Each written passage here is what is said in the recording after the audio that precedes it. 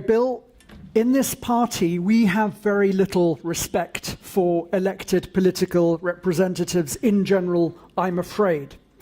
But I can honestly say that it is tremendously refreshing and gives me great hope to know that we have at least one elected representative in Brussels fighting our cause that is honourable and a person of genuine conviction and someone that I have always known to keep his word. So it's really a great honour to have you here today, and thank you so much for coming with your team all the way from Wolverhampton and for encouraging and motivating us with what you just said.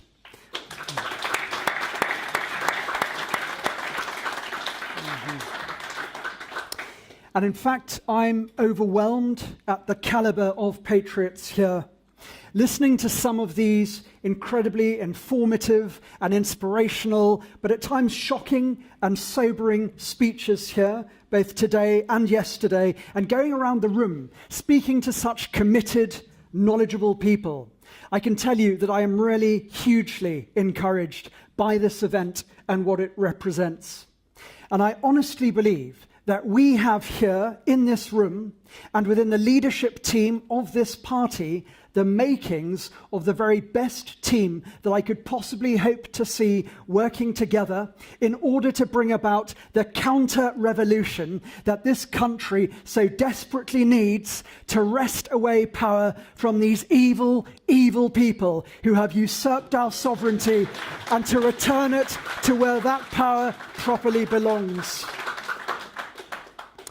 And to those whose positions of responsibility in their respective disciplines make it impossible or undesirable to get involved in party politics or to formally join the Democrats and Veterans, I'd like to appeal to you to please stay in touch with us via Gavin, our chairman, and let's constantly feed information back and forth to each other and ensure that we're always making ourselves available to promote each other's work wherever possible. And while we are, of course, technically a political party, because we have to be registered as such to fight elections, the truth is we're really not party political either. We assemble ourselves together purely for the purpose of achieving the end of reasserting the sovereign will of the British people on their wayward servants in Parliament. And to those outside the confines of our party who are able and willing to work whatever differences there are between us, the fact is we absolutely need one another. We're much stronger working together, and the likelihood of us all getting what we want, getting our country back, becomes much more realistic. Anyway, the fact of all of you being here this afternoon begs the question: why have you chosen to come to this conference, to this very significant networking opportunity? And for those here who are members, why are you here? And what is it that we should be hoping to achieve together as a party? Now, each of us will have our own way of answering that question, but I believe we're here because none of us can stand idly by while successive governments actively work to destroy the very culture and values that made Britain so great and that made us the country that I believe that William Kite earlier gave us ample evidence has been the one country that has had the greatest positive impact on the world in the last 1,000 years. But the question remains, why is what we're doing any different to any other new political party? There seem to be dozens of new parties registered every year, and yet all of them come and go and achieve nothing, while Britain continues to remain a two-party state,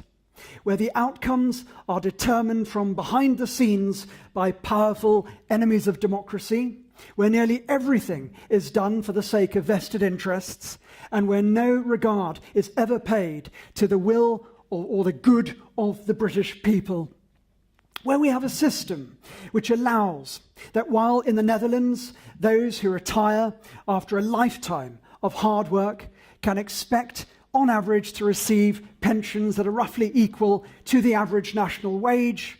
Here in Britain, our pensioners receive around 3 times less than the average wage. And where our veterans, who in some instances cheerfully face life-altering risks out of obedience to their oath and in conflicts with supposed enemies that have done nothing to threaten us, but which stand in the way of greater profit for some well-connected corporation in the military-industrial complex. Yes, we live in a system in which the government flagrantly neglects the welfare of those towards whom they should have the greatest moral duty. And yet, conversely, these people are put at the very back of the queue. Well, those who have done nothing for this country, and indeed often have entered this country completely illegally, are given priority treatment.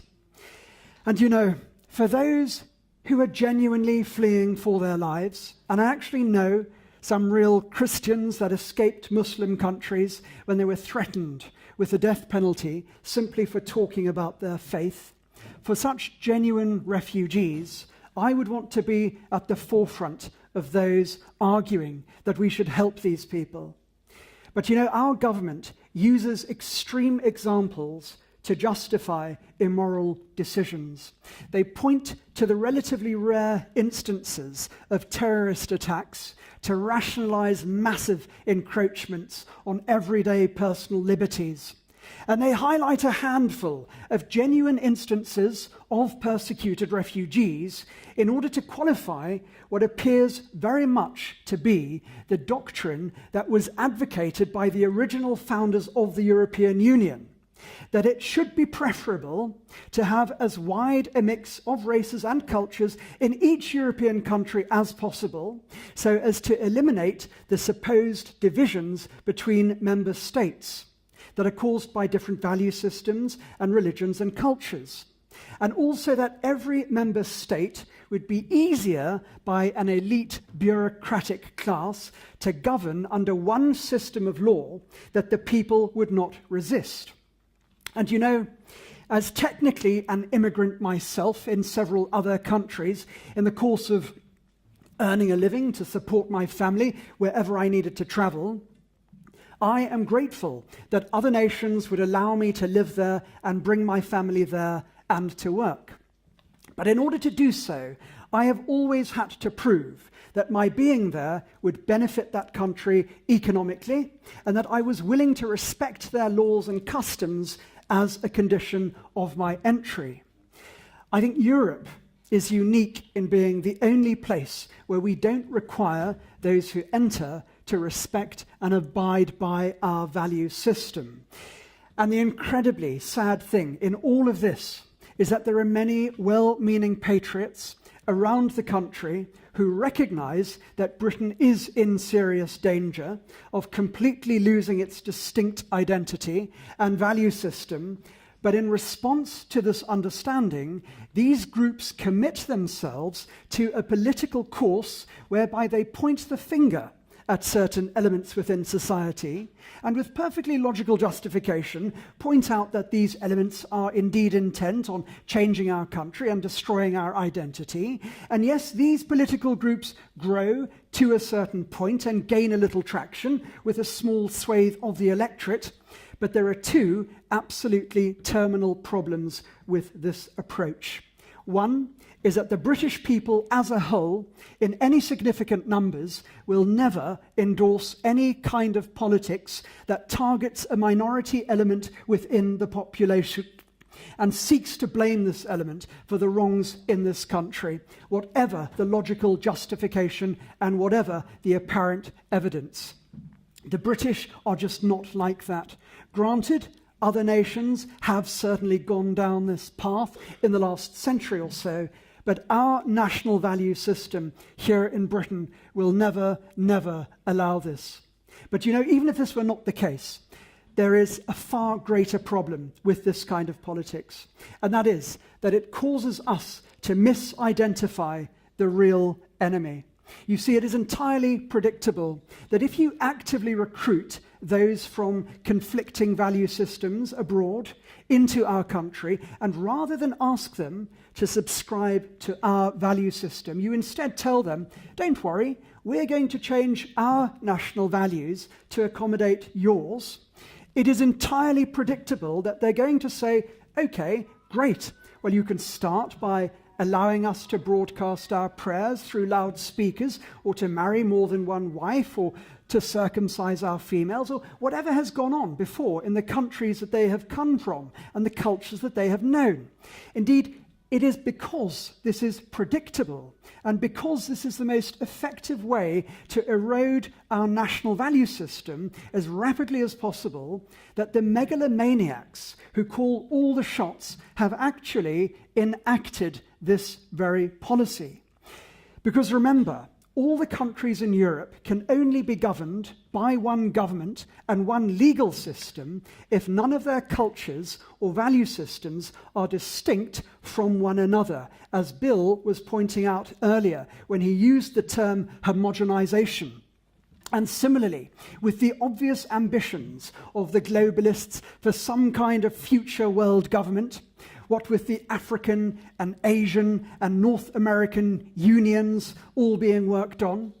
the many countries of the world could only ever be realistically governed by one government and one set of laws if all the nations of the world eventually were pretty much indiscernible from each other culturally. And so it is completely logical to commit to a type of politics, I should say it is completely illogical to commit to a type of politics that blames the people entering our country simply for taking advantage of exactly the very benefits and privileges that pretty much anyone in their right minds would unhesitatingly seize upon if a government were either stupid enough or else cynical and treacherous enough to give them this opportunity.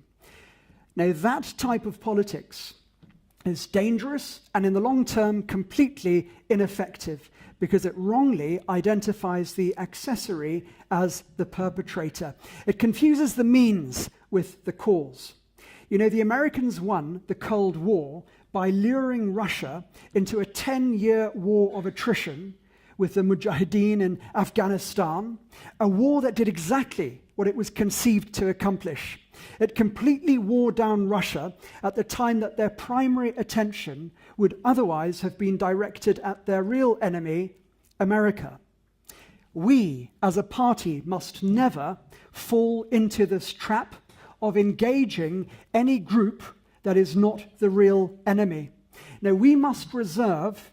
every last grain of our metaphorical gunpowder for the real enemy.